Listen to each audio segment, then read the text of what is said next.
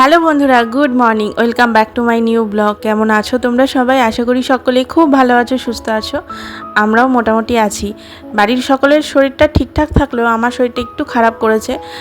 কি বলো তো, এই হঠাৎ করে আবার গরম পড়েছে প্রচণ্ড পরিমাণে।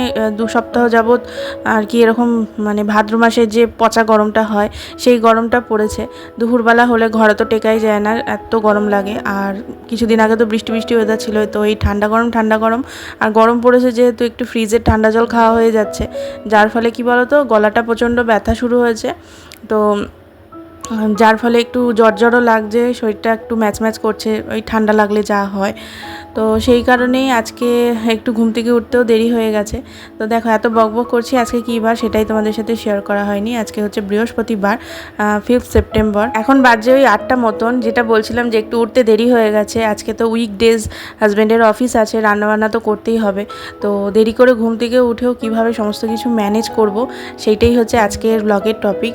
তো দেখো, আমি কিন্তু ব্রাশ করতে করতে সময় নষ্ট না করে যেই সব জামাকাপড়গুলো একটু ভিজা ভিজা ছিল সেগুলো সব বাইরে দিয়ে আসলাম। আসলে কি বলো তো, বুধবার দিনকে সকালবেলা বেশ সুন্দর পরিষ্কার আকাশ থাকলেও মানে দুপুরের পর থেকে আর কি মানে বেশ ভালো বৃষ্টি হয়েছে আমাদের এখানে, এবং রাত্রিবেলা পর্যন্ত বৃষ্টিটা কন্টিনিউ হয়েছে, যার কারণেই কি জামাকাপড়গুলো আর কি রোদে শুকাতে পারিনি।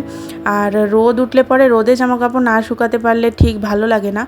একটা সুন্দর মানে রোদের যে একটা গন্ধ জামাকাপড়ে, সেটা কিন্তু এমনি হাওয়াতে শুকালে পরে সেটা কিন্তু আসে না। তো সেই কারণেই আর কি সকাল সকাল জামাকাপড়গুলো মেলে দিলাম। আবার কোন সময় বৃষ্টি এসে যাবে তার তো ঠিক নেই। আকাশটা দেখে মনে হচ্ছে না, আকাশটা তো দেখলে একদম শরৎকালের আকাশ, একদম পরিষ্কার আকাশ, কিন্তু দুপুরের পর থেকেই আবার মেঘ করে বৃষ্টি আসা শুরু হয়। তো যাই হোক, আমি ফ্রেশ ট্রেশ হয়ে নিয়েছি, হয়ে দেখো এখন কিন্তু আমি রান্নাঘরে চলে এসেছি। প্রথমে ভাত বসিয়ে দিলাম, আর তারপরে তরকারি কেটে নিলাম। আজকে করব মাছের মাথা দিয়ে বাঁধাকপি, আর করব হচ্ছে দই কাতলা। তো দেরি করে ঘুম থেকে উঠে তবুও এই এত কিছু প্রিপারেশান মানে দিনের দিনে রেডি করে একমাত্র করতে পারছি হাজব্যান্ডের কাজ পড়ে গেছে, যেই কারণে হাজব্যান্ড একটুখানি কাজে বেরিয়ে গেছে। তো আমার হাতে কিছুটা সময় ছিল, আমি ভাবলাম যে ঠিক আছে, সময় যখন আছে ঝটপট করে রান্নাবান্নাগুলো কমপ্লিট করি। আর কি বলো তো, মাইন্ডে একটা টার্গেট সেট করে নিলে না সমস্ত কাজই করে ফেলা যায়। সবটাই মাইন্ডের ওপরে, মনটাকেই কন্ট্রোল, মানে মনই তো সব কিছুকে কন্ট্রোল করছে, মন আর মাথা।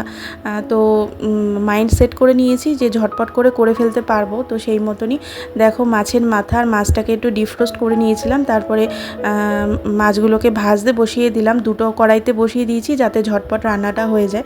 আর এখানে দেখো, আমি নতুন একটা মিক্সির কন্টেনার কিনেছি ছোট্ট দেখে। এই ছোট মিক্সির কন্টেনারটাতে না একটু মানে গোটা মশলা একটু বাটতে খুব সুবিধা হয়। এখন আমি প্রায় তরকারিতেই না জিরে বেটে আর কি ইউজ করছি, বেশি টেস্ট হয় দেখবে। জিরে গুঁড়ো থেকে জিরে বাটা দিলে পরে তরকারির টেস্টটা একটু বেশি হয়। তো সেই কারণেই আর কি অনেক দিন ব্লগ করা হয় না, তাই ভাবলাম তোমাদের সাথে শেয়ারও করা হয়নি, তাই আজকে একটু শেয়ার করে দিলাম। আর এখানে দেখো, আমি কিন্তু সমস্ত মশলা দুটো আলাদা আলাদা কন্টেনারে বেটে নিয়েছি যাতে তাড়াতাড়ি হয়ে যায়। আর তোমাদের সাথে বকবক করতে করতে কিন্তু আমার অনেকটাই রান্নার প্রিপারেশন হয়ে গেছে। এখানে দেখো, দই কাতলার মশলাটা কষে গেছে। তারপরে দই কাতলার মশলার মধ্যে আমি কাজু বাদাম আর চারমগজ আর দই একটা পেস্ট করে রেখেছিলাম মিক্সিতে, সেই পেস্টটা দিয়ে একটু কষতে দিলাম। আর এখানে দেখো, আমার মাছের মাথার যে তরকারিটা মানে বাঁধাকপির তরকারিটা, ওটাও অলমোস্ট হয়ে গেছে। ওটাকেও আর কি বাঁধাকপিটা একটু ভাপিয়ে নিয়েছি, সেই বাঁধাকপি আর মাছের মাথাটা দিয়েও একটু আর কি ভালো করে মশলার সাথে কষতে দিলাম। আর এখানে আমার দই কাতলার ঝোলটা ভালো মতন ফুটে গেছে, ওর মধ্যে একটু চিনি, তারপরে ঘি, গরম মশলা এগুলো দিয়ে একটুখানি ফুটিয়ে দেখো ভেজে রাখা মাছগুলো সব দিয়ে দিলাম। তো দই কাতলার কালারটা তো বেশ সুন্দর এসছে, বাট তোমাদের সাথে আজকে শেয়ার করতে পারলাম না। এটা একদম অথেন্টিক বিয়েবাড়ি স্টাইলে আমি দই কাতলাটা বানিয়েছি, কিন্তু আজকে কিছুই শেয়ার করতে পারলাম না। যেটা বলছিলাম যে লেট হয়ে গেছে, যদি রেসিপিগুলো শ্যুট করতে যেতাম আরও লেট হয়ে যেত। তো নেক্সট যেদিন বানাবো অবশ্যই তোমাদের সাথে রেসিপিটা শেয়ার করে দেবো। আর এখানে দেখো, আমার কিন্তু বাঁধাকপির তরকারিটাও হয়ে গেছে। লাস্টে নামানোর আগে একটু আটা দিলাম যাতে করে একটু মাখো মাখো হয় ব্যাপারটা। আর রেগুলার যেরকম ঘি, গরম মশলা, একটু সামান্য চিনি দিয়ে ভালো করে মিক্স করে দেখো বাঁধাকপিটাও কিন্তু নামিয়ে নিলাম। তো এবার হাজব্যান্ডের ভাতটা বেড়ে ওকে খাইয়ে দিয়ে অফিস পাঠিয়ে দিয়েছি। এইবারে আমি দেখো রান্নাঘরের কাজকর্ম শুরু করে দিয়েছি। আজকে আমার একটু কাজকর্ম রয়েছে বেশি, কারণ বৃহস্পতিবার সংসারে কাজকর্ম একটু বেশিই থাকে। তার মধ্যে কি বলো তো, মাসকাবাড়ি বাজারে এসেছে, তো বাজারগুলো গোছানোর জন্য যেই সব কন্টেনারগুলোতে জিনিসপত্র রাখি সেই সব কন্টেনার বেশ কিছু খালি হয়ে গেছে। তো সেই সব কন্টেনারগুলোকে ভাবছি একবারেই মেজে ঘষে রাখবো। সংসারের কাজের তো শেষ নেই, তো আর একার সংসার হলে তো দায়িত্বগুলো আর একটু বেশিই বেড়ে যায়। সেই জন্যই আর কি বুঝে বুঝে সমস্তটাই নিজেকে ম্যানেজ করতে হবে। অসুস্থতা বলে তো আর শুয়ে বসে থাকলে চলবে না। তো সেই মতনই আমি কিন্তু সিঙ্কে যে কটা বাসন ছিল মেজে ঘষে নিলাম। তারপরে দেখো এখানে কিন্তু আমি একটা কাজ করছি, সেটা হচ্ছে আমার যে গ্যাস লাইটারটা, এটা আমার ইউজ হয় না বললেই চলে, কারণ আমার এই গ্যাস ওভেনটা এটা হচ্ছে অটোমেটিক সিস্টেম। তো অটোমেটিক সিস্টেম ব্যাটারিতে অপারেট হয়, তো ব্যাটারিটা শেষ হয়ে যাওয়াতে এখন লাইটারের প্রয়োজন হয়েছে। তো লাইটারটা যেহেতু ইউজ হতো না অনেক দিন ধরে, লাইটারটা কেমন যেন হয়ে গেছিলো, একটু তেলচিটে হয়ে গেছিলো, দেখতে খুব বাজে লাগতো।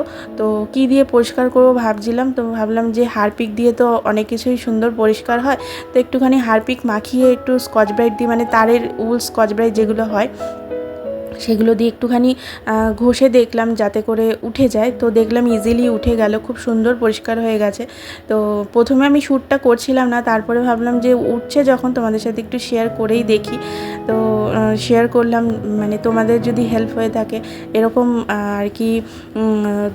লাইটার আমাদের সবার বাড়িতেই থাকে, তো তোমরা কি দিয়ে পরিষ্কার করো আমাকে জানিও। তো আমি তো হারপিক দিয়েই করলাম, একদম মানে নিজে থেকেই আইডিয়াটা বের করেছি যে এইভাবে করে দেখি হয় কি না।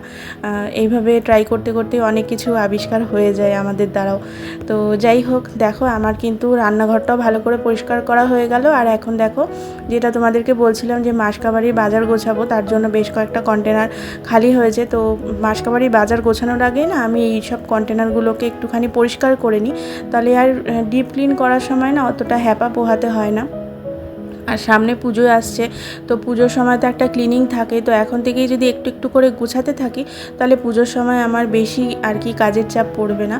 তাই জন্যই দেখো আমি সমস্ত কন্টেনারগুলোকে মেজে ঘষে এইখানেই জল ঝরাতে দিয়ে দিলাম, কারণ আমার যে বাসনের ঝুড়িটা, ওখানে বাসন মেজে আর কি পুরো ঝুড়ি ভর্তি হয়ে গেছে, ওখানে রাখা পসিবল হলো না। তো সেই জন্য স্ল্যাবের ওপরে, মানে কাউন্টার টপের ওপরে আর কি জল ঝরাতে দিলাম। আর এখানে আমার টিভির যে টেবিলটা, সেই টেবিলটাকে একটুখানি ঝেড়ে মুছে নিচ্ছি। এটাকে অনেক দিন ধরে পরিষ্কার করা হয় না, তাই জন্য ভাবলাম যে হাতে সময় আছে, ঝটপট করে টেবিলটাকে একটুখানি পরিষ্কার করে এই যে ছোট ছোট শোপিস যেগুলো রয়েছে সেগুলোকে একটুখানি সুন্দর করে গুছিয়ে টুছিয়ে রাখি। আর দেখো যেগুলোকে মুছছি না, এই যে ছোট ছোট হাতিগুলো, এই হাতিগুলো কি বলো তো, তোমরা নোটিস করেছো কি না জানি না, আমার ঘরে বেশ কয়েকটা না ওই হ্যাঙ্গিং, কি বলবো, মানে হাতি, তারপরে পাখি, ময়ূর, এরকম হ্যাঙ্গিং কিছু কি বলে ওগুলোকে, লটকান টাইপের রয়েছে। তো একটা লটকান না আর কি ছিঁড়ে গেছিলো, তো সেই লটকানটা ছিল হাতির লটকান। তো ওর মধ্যে অনেক পুঁথি টুথি ছিল, তো পুঁথিগুলোকে তো আর ইউজ করতে পারবো না, ওগুলোকে ফেলে দিয়েছি। আর এই হাতিগুলোকে কেন ফেলবো, 4টে হাতি ছিল, 5টা হাতি ছিল, 4টে হাতি পেয়েছি, আর একটা হাতি পুটু কোথায় যে ঢুকিয়ে দিয়েছে। ঘরের সমস্ত ফার্নিচার যদি সরানো যায় তাহলে হয়তো হাতিটাকে খুঁজে পাওয়া যাবে। তো সেই হাতিগুলোকে ফেলে কেন দেবো, হাতিগুলোকে আমি শোপিসের মতন করে সুন্দর করে সাজিয়ে রাখি। এগুলো দেখবে এরকম ছোট ছোট হাতি কিন্তু অনলাইনেও কিনতে পাওয়া যায়। তো ফালতু কিনে পয়সা নষ্ট করবো কেন, ঘরে যেটা ওয়েস্ট হচ্ছে, বা এই জিনিসটা তো আমি ফেলেই দিতাম, তো ফেলে দেওয়া জিনিস দিয়েও কিন্তু সুন্দর মতো ঘর সাজানো যায়, শুধু একটু বুদ্ধিটাকে অ্যাপ্লাই করতে হবে। তো এই হাতিগুলোকে সুন্দর করে সাজিয়ে আমি কিন্তু মানে জায়গাটার একটু শোভা বাড়াই। আর তারপরে সোফা টোফা গুছিয়ে নিয়ে দেখো এখানে কয়েকটা জামা কাপড়, যেগুলো সকালবেলা রোদে একটু রোদ খাওয়াতে দিয়েছিলাম, তো সেগুলো শুকিয়ে গেছিলো, তো ঘরে নিয়ে এসে সেগুলো ভাঁজ করে আমার জামা কাপড় রাখার যে ওয়ার্ড্রপটা, সেটার মধ্যে জায়গা মতো সমস্ত কিছু ভাঁজ করে করে গুছিয়ে রাখলাম। আর আলাদা আলাদা করে ভাঁজ করে রাখছি কেন বলো তো, যাতে করে খুঁজে পেতে সুবিধা হয়। মানে কিছু কিছু একটু মোটা নাইটি, কিছু একটু পাতলা নাইটি, রাতের বেলা পরে শোয়ার কিছু নাইটি, তো আলাদা আলাদা করে গুছিয়ে রাখলাম। আর কয়েকটা প্লাস্টিক পলিথিন এগুলো ছিল, তো সেটার একটা ড্রয়ার আলাদা গুছিয়ে রাখি, তো সেটার মধ্যে সমস্তটা গুছিয়ে রেখে দিলাম।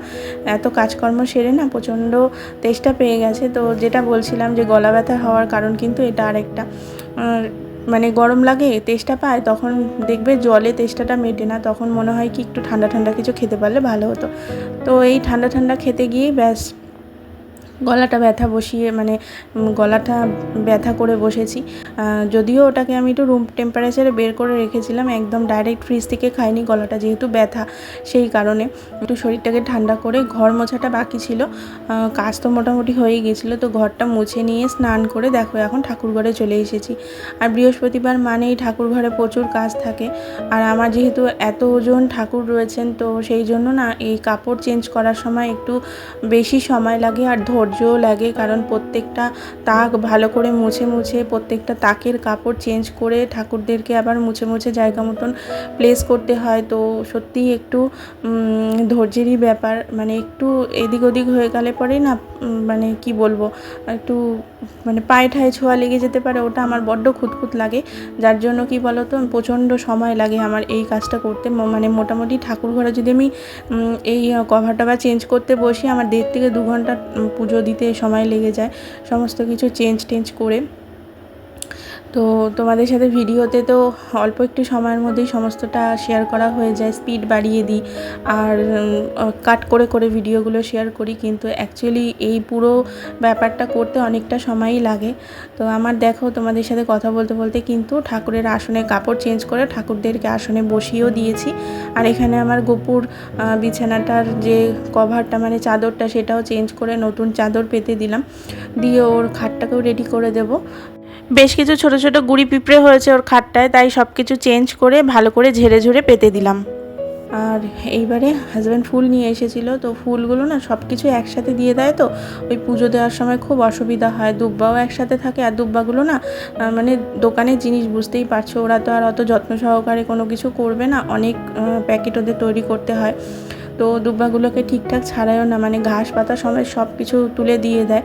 তো সেই দুব্বাগুলোকে বেছে বেছে একদম একটা জায়গায় গুছিয়ে নিলাম। তারপরে তুলসী পাতাগুলোকেও ডাল সমেত ভেঙে ভেঙে দিয়ে দেয়, খুব বাজে লাগে ওটা, কিন্তু কিছু করার নেই। তো সেইগুলোকে আর কি বেছে বেছে গুছিয়ে রাখলাম। আর দেখো জবা ফুল বেশি দিয়েছে, গাঁদা ফুল বেশি দেয়নি, আর লুজ ফুল কিছু দিয়েছে। যদিও হয়তো এখন গাঁদা ফুলের দামটা একটু বেশি, শীতকালে দামটা কম হবে, তো সেই কারণেই আর কি। তো দেখো আমার কিন্তু পুজো অলমোস্ট হয়ে গেছে, আর এখানে লক্ষ্মীর ঘরটাও বসিয়ে দিলাম, দিয়ে এবার আমি ঝটপট করে পুজোটা সেরে নেব। তবে এই তো বন্ধুরা, দেখলেই দেরিতে ঘুম থেকে উঠেও সময়ের মধ্যে সমস্ত কাজ কিন্তু এক এক করে কমপ্লিট করে নিলাম। অসুস্থতা বলে তো আর শুয়ে বসে বিশ্রাম নেওয়ার সেই উপায় নেই, সংসারের কাজগুলো যখন করতেই হবে তো একটু মনস্থির করে সমস্ত কাজগুলো যদি করে ফেলি কোনো অসুবিধাই হয় না। তো চলো, এর সাথে সাথে বন্ধুরা আজকের ব্লগটাকে আমি এখানেই এন্ড করছি। তোমাদের আজকের ব্লগটা কেমন লাগলো অবশ্যই কিন্তু একটা কমেন্ট করে জানিও, একটা লাইক করে যেতে ভুলো না। তোমাদের একটা লাইক এবং কমেন্ট আমাকে নেক্সট ভিডিও বানাতে অনেক বেশি মোটিভেট করে। চ্যানেলটা সাবস্ক্রাইব না করে থাকলে অবশ্যই করে দিও, ফ্রেন্ডস ফ্যামিলির সাথে ভিডিওগুলো শেয়ার করো। তোমাদের সাথে দেখা হচ্ছে খুব তাড়াতাড়ি নতুন আর একটি ইন্টারেস্টিং ব্লগে। ততক্ষণের জন্য তোমরা সকলে খুব ভালো থেকো, সুস্থ থেকো আর সাবধানে থেকো। টাটা।